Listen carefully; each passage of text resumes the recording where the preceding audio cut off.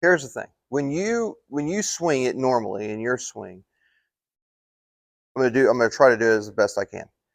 You'll get this leg pushing really quick. We get here, this shoulder pulls away, we come up, and then we have to kind of do this number to a certain extent. Now, you'll kind of work it and work your hands kind of like in the baseball fashion to you'll get here, but then you'll drop it and then swipe it coming through, correct? When you train, okay, like if we were in the gym right now and we were doing a fitness deal and we were working out, okay, obviously we would do lateral, create lateral force. We would do vertical force, right?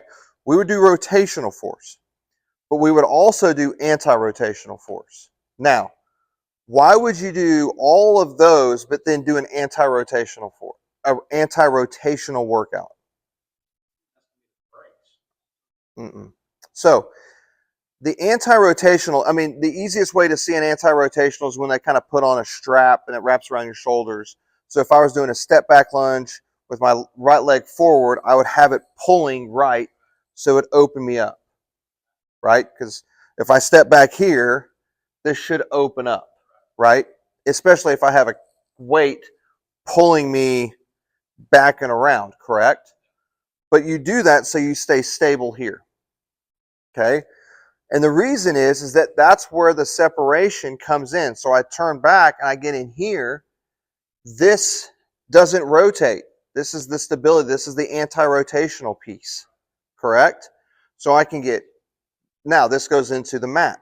So when I look at the mat, when I come down, I want to separate, put it in, and then I want to rotate it so that this hasn't rotated so that when I get there, boom, I can go down the line. However, if I start going into my left foot and then I push and rotate with my left shoulder, and this is what we were talking about earlier, you know, if you do your shoulders on your downswing, you're either going to press with the trail chest, right? Because it's expanded, so we're going to contract it, or you're going to pull with the lead shoulder because it's expanded, so we're going to contract it, correct? If I get back here and I start going everything at once and I come up, now I'm going to throw it down. And that's why that wedge, when we looked over there, was coming from a pretty vertical spot. And you'll kind of cut across it, get spinny and stuff like that. So, and then the other thing, last piece. When we're talking about transferring into our left side, it's one thing to transfer into the toe, okay? It's another thing for it to stay there. Because then we're going to have to yank it out with the shoulders to get it through. Your body's put together, stable, mobile, stable, mobile, stable, mobile. Okay, all up. Your first stable piece is the foot, right? It goes in two planes. Now your ankle, multiplanar, that's mobile. Knee is stable. Boy, everybody tears their ACL when it starts rotating. Hip, femur into socket, mobile. If I get everything to go left or into my front foot and I get it in the toe and it stays there, I have suppressed the ankle. I cannot rotate the ankle. Yank with the shoulder. So you probably get a little bit of that. We'll get in here, boom, because you've never had a problem getting left. That's always been in getting force. It's rotating properly on top of that force, and that's why your knee probably started giving out and shearing because you're in here trying to turn with all of this planted. But if the ankle can rotate first, then the knee is going to look like it's rotating, and then the hip's rotating. And if we can stay stable, now that's the other part, is that it's anti-rotational, which you can get caught up in. Well, that means it doesn't move. Not necessarily it stays stable. We don't, because if I said, well, your chest, your thorax area is the anti-rotational piece, immediately most people are going to think, okay, we'll squeeze the opposite direction, right? We'll go opposite. If I go here, this better stay. No, it's stable. It just is. It's the anti-rotational piece is not that it doesn't. Yes, it doesn't rotate, but it's not creating force going the other way or freezing. It's maintaining stability, so it doesn't rotate. So when we are coming down, we're going to stay here. We're going to get into that foot and then push it back into the heel. Now you can see how my hip comes down. Because my shoulders haven't started rotating with my lower body, now I'm square. Now the club can come more down here and then through. Mashed it, 37 yards. Does that make sense? So come over here and try it real quick. Yeah, so when you do it, when you're watching, okay, so go ahead and go back. There. Now we're going to keep our upper body where it's at, press in, and now quickly back into the heel. Now don't push it, it's got to rotate. So it's not push because now I'm stalled out. Yeah. Boom. So let it kind of roll. There we go. Go into the heel, there you go. So if you were going to look at this line and how it's moving, you kind of want it to go toe and then work its way like a quick turn down into the back of the heel. Yeah, on the left foot. Yeah, but all get over there. It's got to get into the toe. There, get over. Yeah, there. Well, I mean, get all the way in the left foot. Now make it. There you go. Now look how you start opening up. Yeah. There we go. Now look at where the chest is, because the chest hasn't opened. Now look where the club goes. Boom. Now we don't want the club to sling left. We want it to kind of go down the line. There. Now look how much easier it is to go down the line.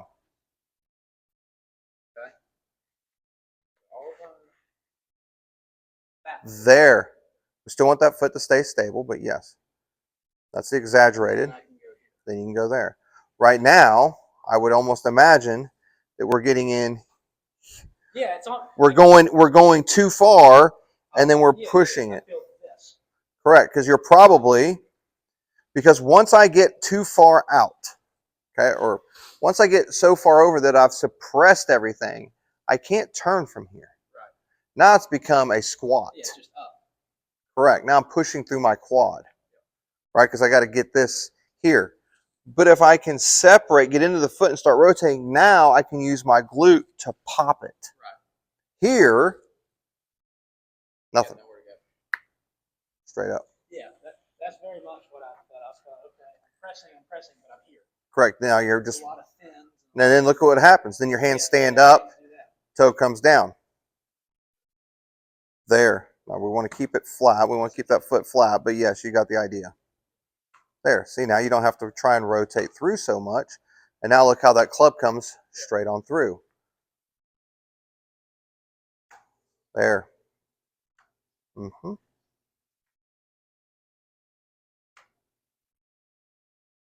Also keeps this very quiet. I would imagine that would yeah, there. See now, but see, and also now come over right here, face the camera, and just kind of do that move, and bad move. Now look at the space in between the legs, basically decreased. Now do the good move. Increased. Just the start of it. Go ahead and go back. Go ahead and go all the way back. Now do it. Now look. Look at the space that we've created. Now we snap through. Okay? It's kind of the old, if the ideal look would be the old Hogan kind of move when he's back here and you see a maximum amount of. So you're talking space here. Correct. There's that separation. But if I turn back, after you've turned back, and everything moves at one time. If it all fires together, then I'm this point. Now you have to pop up and throw it. Like such. So like I said, there you go. There's where the anti-rotational, like why are we doing this exercise? That makes no sense. Like to do we just did a rotational. Why am I trying to be mobile and then be anti-mobile? That's pointless, because you want to be more mobile in the core area. We've always defined that as ribs to knees, right? That's where we want it to go. The other thing too is if you suppress the ankle, the low back and this in the lumbar is actually stable. It's not a rotational piece. It's a stability piece. The thorax, shoulder area, that's what moves. So when I get like this, and this is why everybody starts tearing up their back, is they get here and they start trying to do this. There you go. I'm doing here. Whereas if I take it back and I go into the toe and then push back, now you can see how the ankle started rotating. So then my knee can now stay stable. Even though my knee, it looks like my knee's rotating, it's really not. Correct. And it's a lot easier to spin on a solid surface foot. So now my foot is in the ground and now I can spin off of it. Just like if you watch, ice skating, right? That pit can stay centered. They spin around real quick, right? They get here and boom, they can pivot right off of that. But that foot is here.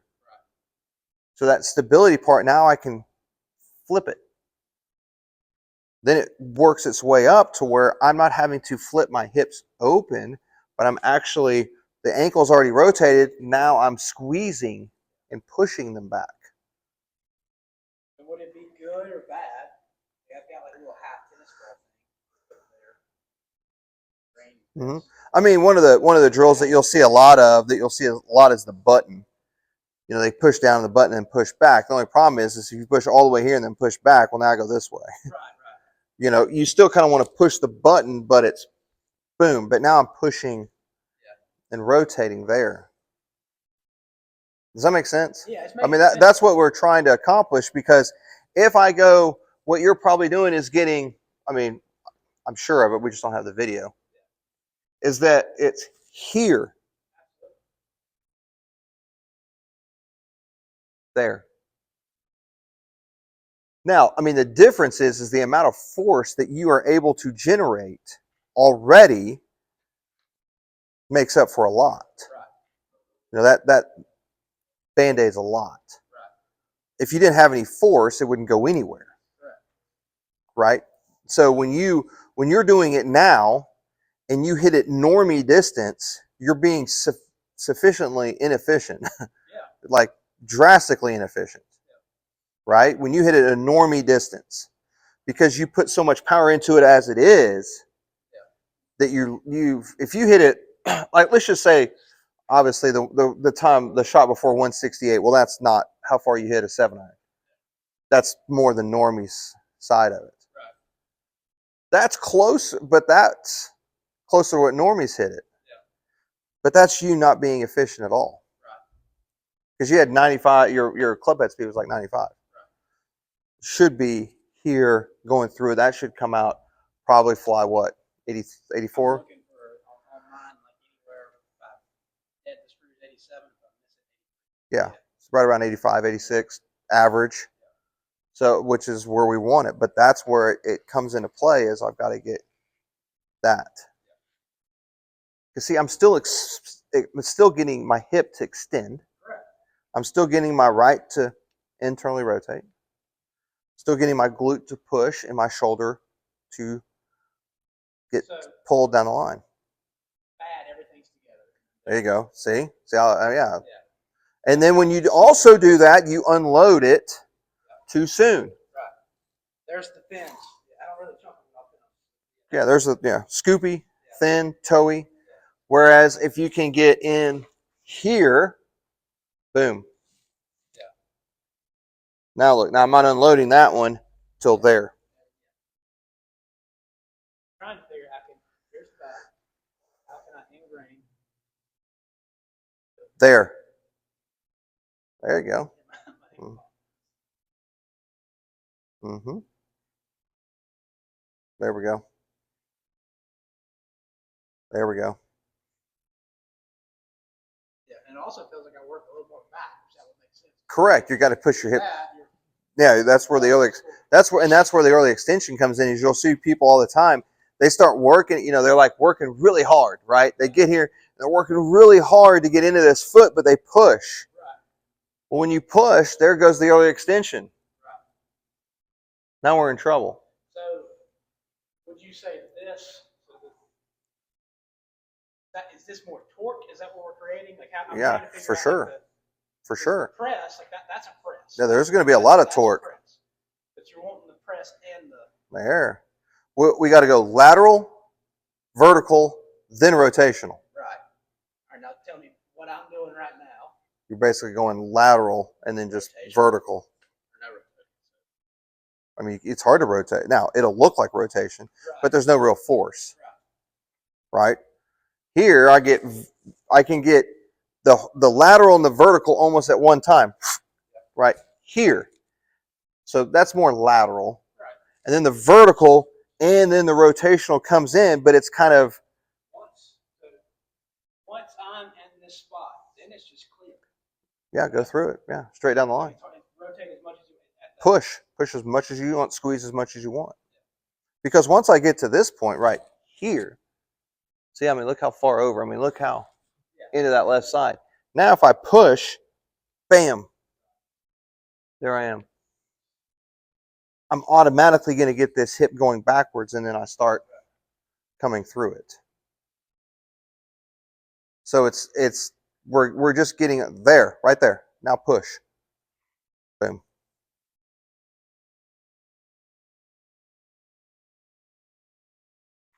There we go. So is this working on the pivot? What is that? Yeah, it's a better pivot. I mean, putting the foot in the ground, there's where that ball and that socket and ball just kind of work like that.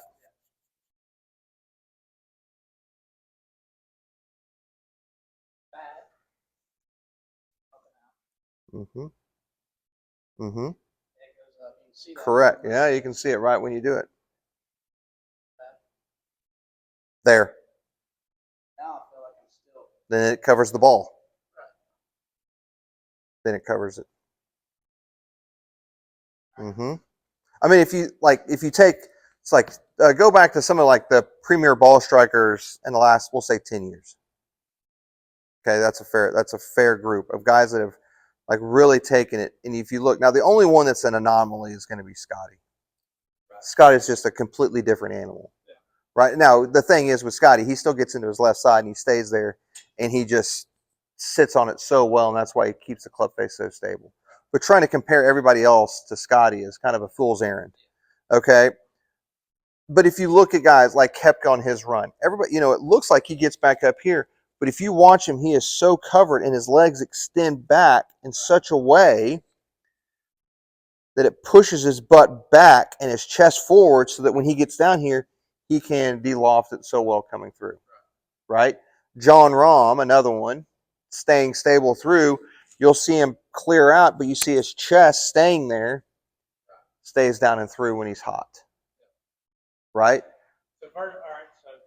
Even to a certain extent, Bryson will go through a little bit different way.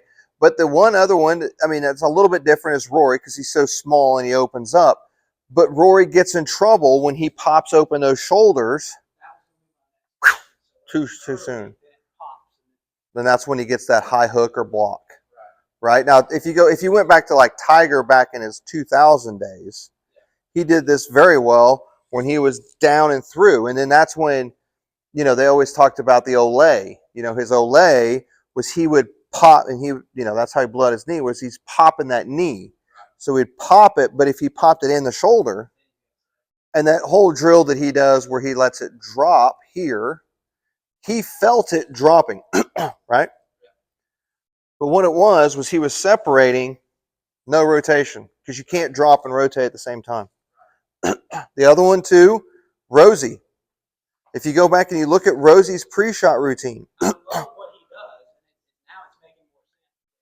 Correct. But you'll see him talk about letting it fall in here. So everybody watches this. If you go back to the Farmers this past weekend and they get it from this angle, kind of forward and to his right, so it's kind of a diagonal, you will see his legs do that. Right. So he's dropping it. He's also rotating. There's more to it than just. Can't just drop. Okay? I mean, Sergio, there's another one, really good. I mean, obviously he drops it down. But if you look at Sergio At impact, he's here. His shoulders are still there. Now Sergio sets up with it really close, so he does so much rotation. He's a little bit different, does a little bit more rotational stuff.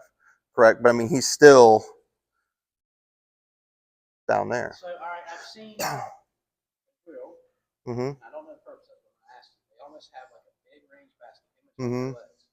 You go back and then you drop it. There, it's the same thing. You're wanting to drop it versus I would still be able to. Correct. It's an old Faldo really made it famous back in the mid '90s. Is you'd stick it back there. Now it could have not have been Faldo. I'm a big Faldo fan, so I saw it with Faldo. But if it drops, then you got to. Well, yeah, you get back here and you squeeze it. Now he would put a ball. He would get those old beach balls, those multicolored beach balls back in the day, and he would say, okay, you get it. You don't get it fully filled. You kind of get half filled. Go back and you squeeze it. Right. Then your first move is you drop it. Right. It's the same thing. It's the same thing, but we're trying to drop it. There, and there goes. What happens when you do this? What would it do? At that point, you're going to come from the inside and. Whoop.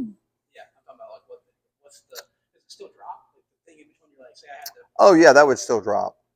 It just wouldn't. It's not really like a. It would be. I mean, it depends on how big the ball is, of course. Right. But if you were here, and you went like this, it would still drop. But we really, yes, there are some intricacies. Like we still want to achieve a certain look when we do drop it. Right. We still want to drop it and get it to here, so that we can drop. Now, what that will also do is when we drop it, even though the club comes down, it doesn't get thrown. It's when we separate and resist. Yeah. There's when that thinking of resistance or creating force going the opposite way to create anti-rotation, then we start throwing out there. Instead of here and just boom.